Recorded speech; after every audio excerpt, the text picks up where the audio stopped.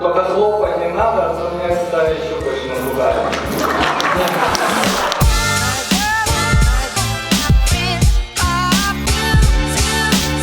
Нельзя. Делаешь вид, что снимаешь другого. Друзья, доброе утро! Сегодня 20 ноября, и мы в Киеве. Идем на фотоконференцию, фотостади. Вот у нас такая туса небольшая со Львова. Для меня это большое испытание, так как я почти никогда не принимал участие в таких конференциях, тем более на такое количество человек. То есть мне есть что рассказать, но я боюсь, что буду очень сильно волноваться и забуду вот все штуки, которые я подготовил. Но надеюсь, все пройдет хорошо, я расслаблюсь и смогу поделиться той информацией. Так что пошли внутрь на регистрацию.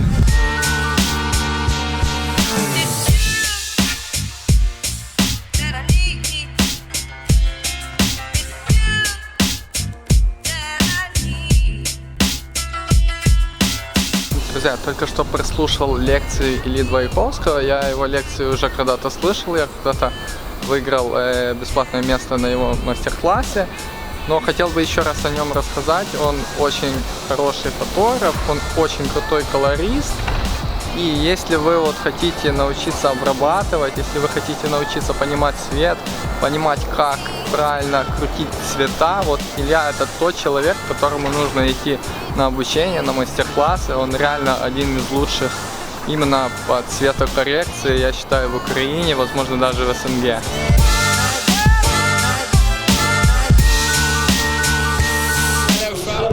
Как раз сейчас говорит, что не важная эмоция, именно которую мы хотим создать, а важное то, какая после эмоции в паре. И очень важно именно эту эмоцию не пропихать и не опускать камеру, а именно провоцировать и ждать эту после эмоции. Он сам очень интересный как личность, и у него такие же фотографии. Ваша личность — это проекция ваших фотографий. Очень классные эмоциональные фотографии. Смотрите, анализируйте.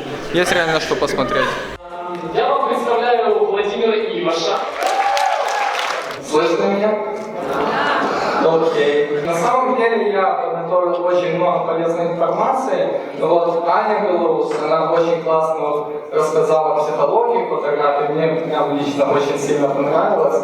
Также Юра Стахов, так как он вообще говорит, ведет себя на сцене, столько информации по маркетингу было прям очень круто, очень полезно. Я постараюсь сказать то, что еще не было сказано. Я здесь немножко схемы такие сделал и буду рассказывать вам на собственном опыте, как я дошел до определенных целей и как я вообще совмещаю свой бизнес, фотографию и вообще всякие штуки.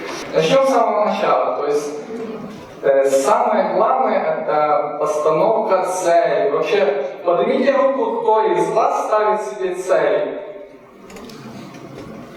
Супер. Не все ставят себе цели. Нужно снимать много свадеб, разные свадьбы, набираться опыта. Я снимал очень дешевые свадьбы от $10, даже бесплатно. Но я понимал, что мне нужно набить руку и нужно именно набить портфолио. Клиент заходит на сайт, он видит ленту фотографий и может ее перецепливать. То есть я туда вложу самые классные фотографии для того, чтобы клиенту вообще создалось впечатление обо мне, о том, где я снимаю, как я снимаю, вообще на моем уровне художественном, или у меня там постановочные кадры, или репортажные. Ну, в общем, мой совет — оба-на.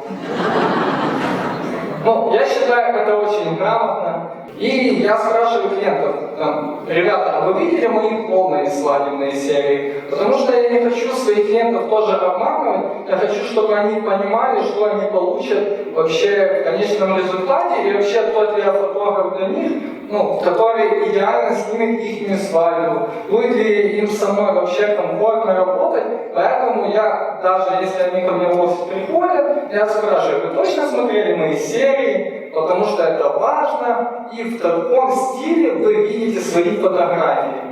Я не зацикливаюсь на том, что у меня какой-то определенный стиль. Я хочу уметь снимать классно разные пары, в разных стилях.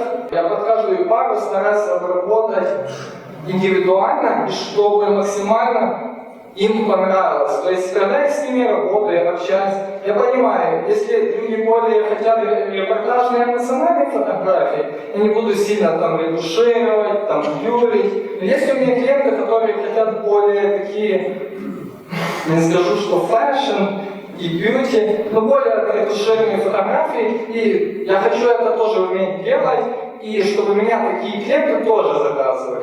Я всегда вообще анализирую сайты других крутых фотографов, то есть как я вообще свое портфолио создавал, то есть были фотографы, которые мне нравятся. Я смотрел их, Юлия Франтова, к примеру, то есть у нее классные фотографии, у нее можно почерпнуть очень много интересного, полезного для моей съемки, чтобы моя свадебная серия была интересная. И так очень много фотографов, которых я смотрел, и с каждого фотографа, я и стараюсь сейчас, и старался брать что-то такое, что мне импонирует. То есть, и таким образом я просто-напросто насматривал, и у меня начало получаться тоже что-то свое. В общем, советую смотреть классных фотографов, это вдохновляет, и мне помогает лично. Я считаю, свадьбу нужно отдавать максимально быстро, до месяца времени, чтобы был свежий, хороший фидбэк от молодоженов и вообще от их друзей, пока они тебя еще помнят.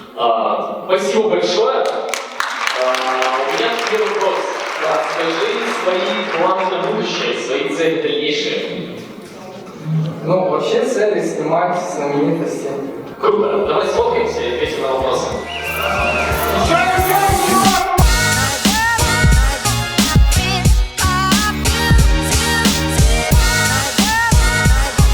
Юля просто богиня. Да, окей. Очень круто, спасибо. Вот так. Спасибо, Юра. Отлично.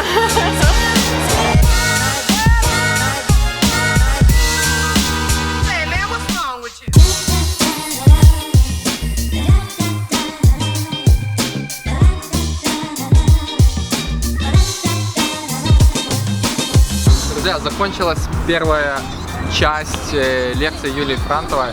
На самом деле, я лично очень доволен, что я сюда попал.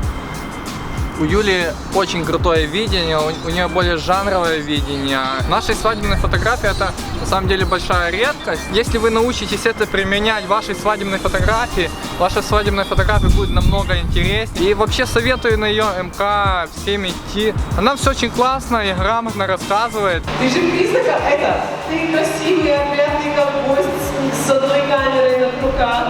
Идешь уверенно, спокойно, садишься, делаешь вид, что снимаешь другого, снимаешь, идешь дальше. И много двигаешься, много фотографируешь, но при этом не поливаешь сериями, то есть не слышно частого вот этого срабатывания затвора.